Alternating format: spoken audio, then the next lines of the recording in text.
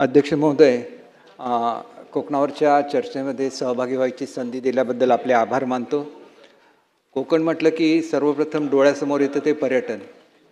महाराष्ट्रातला आणि देशातला पहिला पर्यटन जिल्हा सिंधुदुर्ग जिल्हा आहे आणि त्याच्यामुळे या जिल्ह्यावर अनेक रिस्ट्रिक्शन्स टाकण्यात आलेली आहेत आणि त्याच्यामुळे वेगवेगळ्या तऱ्हेचे जे उद्योग असतात हे उद्योग सिंधुदुर्गमध्ये चालू होऊ शकत नाहीत. तर आपण एका गोष्टीचा विचार केला पाहिजे, इथं इंडस्ट्रीज नाही म्हणून लोकांना नोकरीची संधी नाही आणि पर्यटनावर पुरेसं कॉन्सन्ट्रेशन नाही आणि त्याच्यामुळे मला असं वाटतं की पर्यटनावर अधिकचा भर देण्याची आवश्यकता आहे. सिंधुदुर्ग जिल्ह्याचा स्वदेश दर्शनमधला 122 कोटी रुपयाचा प्रस्ताव हा केंद्र शासनाकडे गेलेला आहे. भारताच्या लोकसभेमध्ये या संदर्भात प्रश्न विचारण्यात आला, त्याला केंद्रीय मंत्र्यांनी सांगितलं की हा प्रस्ताव मंजूर झालेला आहे. परंतु मला सांगावं असं वाटतं की 1 वर्ष झालं तरी अजून ह्याच्यातला एकही रुपया अद्याप रिलीज केलेला नाही. शेवटी आपण एखादा जिल्हा पर्यटन जिल्हा म्हणून ज्यावेळेला डिक्लेअर करतो त्यावेळेला या गोष्टीकडे सुद्धा लक्ष देण्याची आवश्यकता आहे आणि म्हणून माझी विनंती राहील की पर्यटन मंत्री आता ह्या ठिकाणी नाही आहेत, परंतु केंद्राकडे एक आपल्याला निवेदन द्यायला लागेल आणि पर्यटनासाठी वेगळा निधी फक्त सिंधुदुर्गासाठीच नाही तर इतर जे रत्नागिरी आहे, रायगड आहे, यांनासुद्धा याच्यामध्ये सहभागी करून घेतलं गेलं पाहिजे. खरं तर मंत्री महोदय आता इथं नाही आहेत, परंतु त्यांच्याच मतदारसंघामध्ये विजयदुर्ग हे बंदर आहे आणि अध्यक्ष महोदय, विजयदुर्ग बंदराची जी खोली आहे ही सगळ्यात जास्त आहे. आदरणीय मुख्यमंत्री महोदयांनी जहाज बांधणीची घोषणा केलेली की त्याच्यावर महाराष्ट्र कॉन्सन्ट्रेट करेल. त्यावेळेला माझी अशी विनंती राहील की आपण विजयदुर्ग बंदरामध्ये जहाज बांधणीच्या संदर्भात विचार करावा आणि ह्या दृष्टीने इन्व्हेस्टमेंट जर आपण आणल्या तर आंतरराष्ट्रीय दर्जाचं बंदर हे विजयदुर्गला होऊ शकेल. संपूर्ण किनारपट्टीवर अध्यक्ष महोदय मच्छीमारीचा स्कोप आहे. आपण जर केरळसारख्या राज्यामध्ये गेला तर दर 15-20 किलोमीटरला त्या ठिकाणी मच्छीमारीची अतिशय सुंदर अशी सुसज्ज बंदरं तयार करण्यात आलेली आहेत. तर तो पॅटर्न आपण आपल्याकडे सुद्धा राबवण्याची गरज आहे आणि विशेषतः कोकणामध्ये राबवण्याची गरज आहे. आपण पर्यटनाची थेट सांगड ही सुद्धा मच्छीमारीशी घालू शकतो. आपण जर हॉलंडसारख्या देशामध्ये गेलात तर तिथं उत्कृष्ट अशी फिशिंग व्हिलेजेस आहेत आणि लोक ॲम्स्टरडॅमला पोचल्यानंतर 200 किलोमीटर प्रवास करतात आणि त्या ठिकाणच्या फिशिंग व्हिलेजला जातात. इथं जर तुम्ही मोपाच्या विमानतळावर उतरल्यानंतर अर्ध्या तासाच्या आत नवीन जे फिशिंग व्हिलेज, आता जर आमचे मच्छीमार मंत्री आता आलेत परत, तर मला असं सांगायचं की हा जो प्रस्ताव आपला फिशिंग व्हिलेजचा आहे वेंगुर्ल्याचा, हा आपल्या डिपार्टमेंटकडे अडकलेला आहे. आपण जर त्याला गती दिली तर असं संपूर्ण कोकणाच्या किनारपट्टीवर फिशिंग व्हिलेजेस होऊ शकतील. लोकांना त्या ठिकाणच्या फूड कोर्टमध्ये ताजे मासे खायला मिळतील आणि मच्छीमारांच्या घरामध्ये सुद्धा बेड अँड ब्रेकफास्ट स्कीमखाली राहण्याची संधी मिळेल. तर आपण या संदर्भात एक मीटिंग घेऊन याचं नियोजन करावं अशी मी विनंती करतो. आणि त्याच्याचबरोबर आपल्याकडे समुद्रातलं फिशिंग होतं, परंतु ॲक्वाकल्चरमध्ये आपण खूप मागे आहोत. साहेब, आंध्र प्रदेशमध्ये आपण बघितलात तर आपला जो एकंदर एक्सपोर्ट होता याच्यापैकी 80 ते 90% एक्सपोर्ट हा एका आंध्र प्रदेश हे एक राज्य करत असतं आणि त्याच्यामुळे आपण जर या संदर्भात मीटिंग घेऊन ॲक्वाकल्चरला गती दिली. दुसरं, आपल्याकडे मल्टीस्पेशीस हॅचरी मंजूर आहे, परंतु त्या कामाला जर गती दिली तर आपल्याला जे मत्स्यबीज आहे ते सहजासहजी उपलब्ध होऊ शकेल. तर या संदर्भात सुद्धा आपण मीटिंग घ्यावी अशी मी विनंती करतो. अध्यक्ष महोदय, काजू असेल, आंबा असेल, नारळ असेल, सगळे फलोद्यान हा कोकणचा आत्मा आहे. आपण जर कोकण कृषी विद्यापीठाने या संदर्भात केलेलं संशोधन लक्षात घेतलं तर तुम्ही जर फ्लॉवरिंग सीझनमध्ये काजूच्या पिकाला पाणी दिलं तर 1.5 पट पीक होऊ शकतं. म्हणजे हजारो कोटी रुपयाचं पीक हे केवळ एका निर्णयामुळे त्या ठिकाणी होऊ शकतं, ही वस्तुस्थिती आहे. आणि त्याच्यामुळे माझी विनंती आहे की या संदर्भात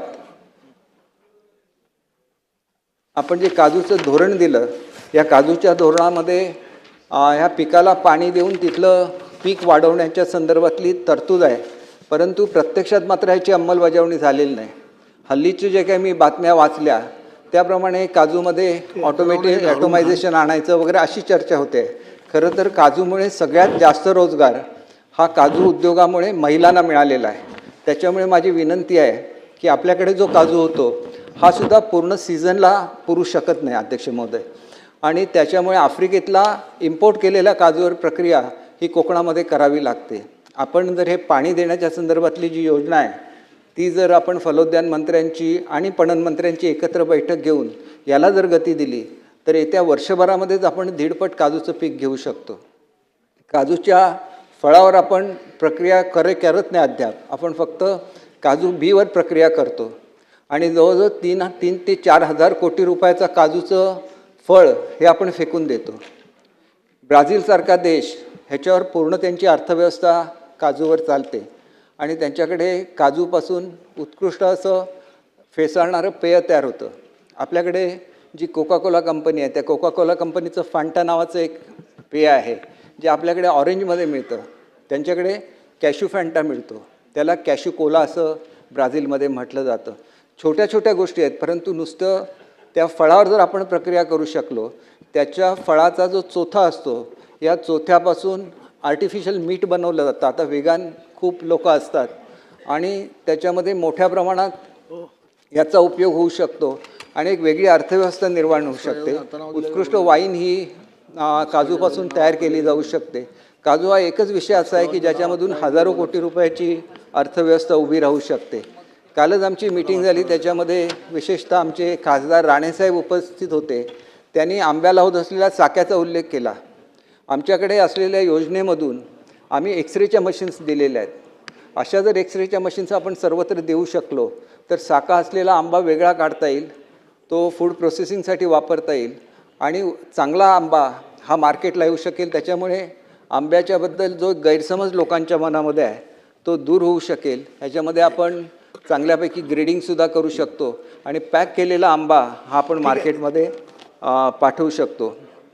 भात शेतीच्या संदर्भात मला एकच गोष्ट अध्यक्ष महोदय आपल्या निदर्शनाला आणून द्यायची आहे की आपल्याकडे जो मजुरांचा तुटवडा असतो त्याच्यामुळे भात शेतीचं प्रमाण कमी होत चाललेलं आहे. जवळजवळ 55,000 हेक्टरमध्ये माझ्या जिल्ह्यामध्ये भात शेती आहे. हे फक्त एक पीक घेतलं जातं. हे जर आपण दोन पिकामध्ये ह्याचं कन्व्हर्जन केलं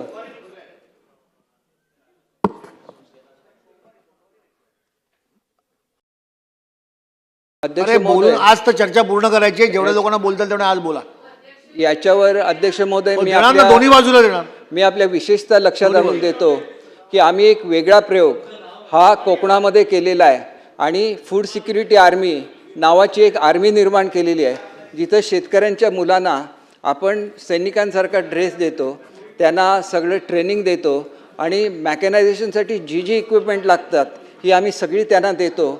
आणि ही अशा तऱ्हेची आर्मी जर संपूर्ण कोकणामध्ये तयार झाली तर आज जे एकच भाताचं पीक घेतलं जातं त्याच्याऐवजी 3 पिकं कोकणामध्ये येऊ शकतील आणि याच्यावर खरोखर विचार करण्याची गरज आहे असं मला वाटतं. आपण स्वतः ज्यावेळेला भाषण कोकणावर करत होता त्यावेळेला समुद्रावर वाहून जाणाऱ्या पाण्याचा आपण उल्लेख केला. आमच्याकडे तिलारी नावाचा एक प्रकल्प आहे आणि या प्रकल्पाचं पाणी जे समुद्राला वाहून जात होतं ते अडवून आता आम्ही समुद्र किनारपट्टीला पर्यटनासाठी जे पाणी लागतं ह्याच्यासाठी हे पाणी देण्याची व्यवस्था केलेली आहे. मला आमच्या पालकमंत्री महोदयांना विनंती करायची आहे की ही स्कीमचं पाणी हे वेंगुर्ल्यापर्यंत आणलं आहे, ते चिपीपर्यंत जाणं आवश्यक आहे आणि हेच जर पॅटर्न आपण पुढे कोकणामध्ये वापरला तर जे पाणी कोयनेच्या ठिकाणी विजेचं निर्मिती केल्यानंतर जे पाणी वाहून जातं ते जर पाईपद्वारे पर्यटनाच्या उद्योगासाठी किंवा शेतीसाठी वापरलं गेलं तर जे आपण तिलारीमध्ये घडवू शकलो तसंच रत्नागिरी जिल्ह्यामध्ये सुद्धा होऊ शकेल. आणि मला आपलं अभिनंदन सुद्धा करायचं आहे की पर्यटन आणि विमानाची व्यवस्था हे एकमेकाशी संबंधित आहेत.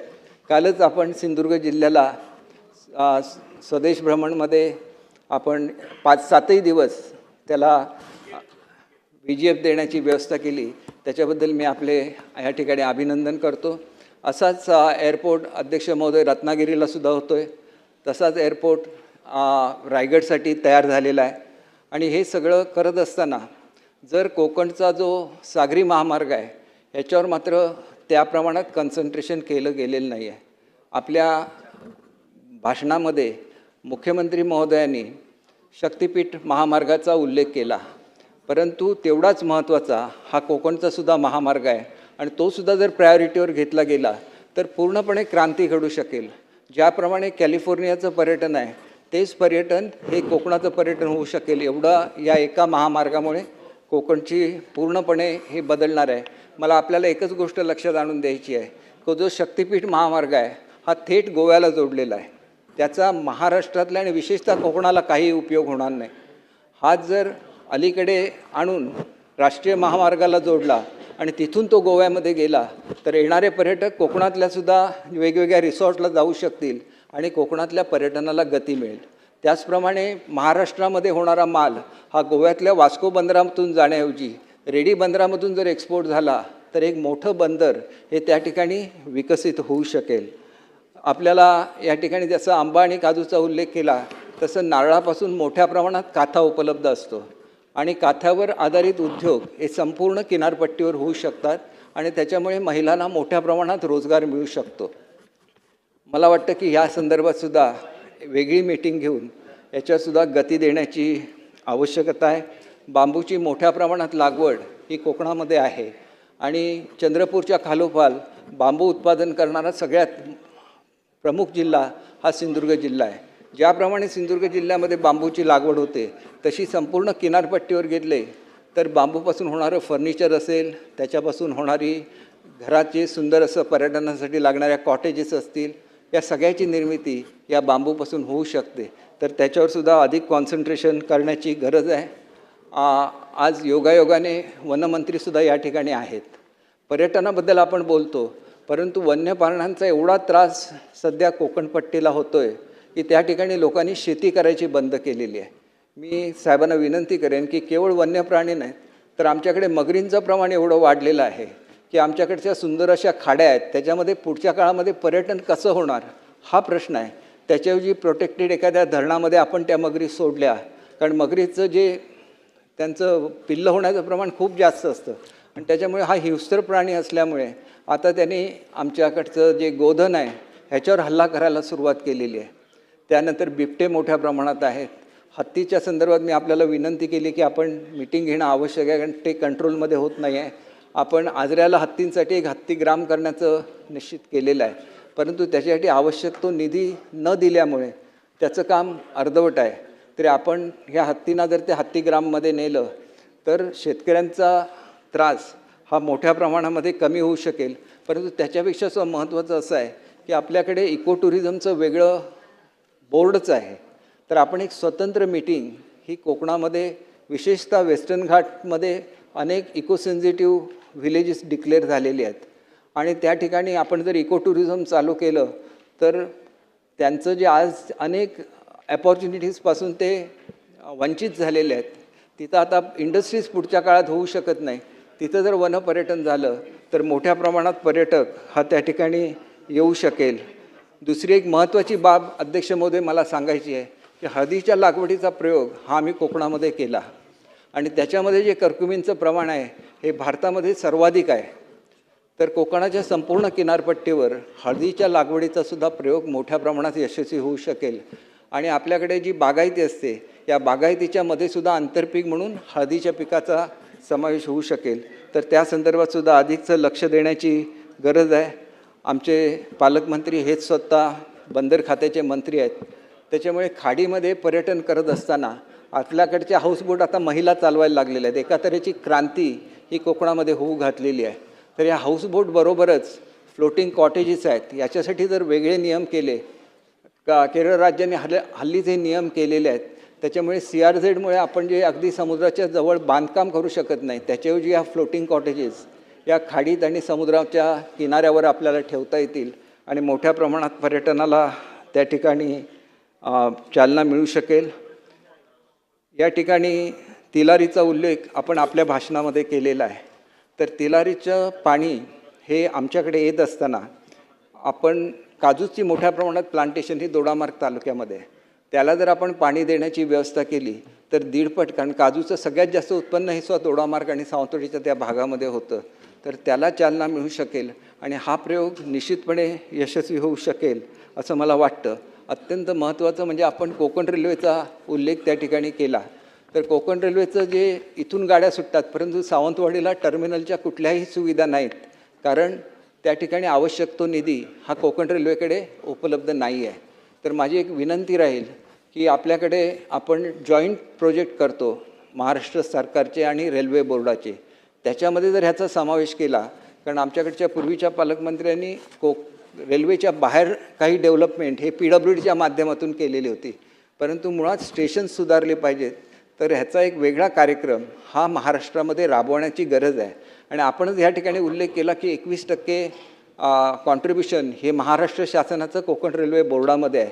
त्याच्यामुळे कोकण रेल्वे बोर्ड जोपर्यंत मर्ज होत नाही इंडियन रेल्वेमध्ये, तोपर्यंत ही वेगळी व्यवस्था महाराष्ट्राच्या स्तरावर करता येईल का, या संदर्भात एक मीटिंग जर आदरणीय मुख्यमंत्री महोदयांच्या अध्यक्षतेखाली ट्रान्सपोर्ट मिनिस्टर आणि त्याला जर रेल्वे मिनिस्टरना आपण विनंती केली तर काही अधिकच्या सुविधा या कोकणच्या पॅसेंजरना मिळू शकतील.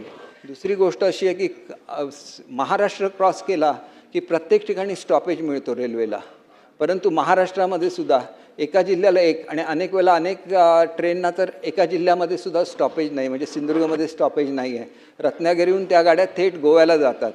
तर माझी विनंती राहील की या संदर्भात सुद्धा एक मीटिंग जर केंद्रीय रेल्वे मंत्र्यांच्याबरोबर आदरणीय खासदार साहेब राणेसाहेब आहेत त्यांना विनंती करून लावली तर आपल्याला पर्यटक यायचे असले तर शेवटी ट्रेन थांबली तर त्याच्यामधून पर्यटक येणार आणि त्याच्यामुळे निदान प्रत्येक ट्रेन जी लाँग डिस्टन्सची आहे त्याला 2 तरी स्टॉपेज आमच्या जिल्ह्यामध्ये, रत्नागिरीमध्ये, रायगडमध्ये कसे मिळतील या संदर्भात आपण मीटिंग घ्यावी अशी विनंती करतो. मला बोलायची संधी दिल्याबद्दल आपले आभार मानतो आणि माझे 2 शब्द संपवतो.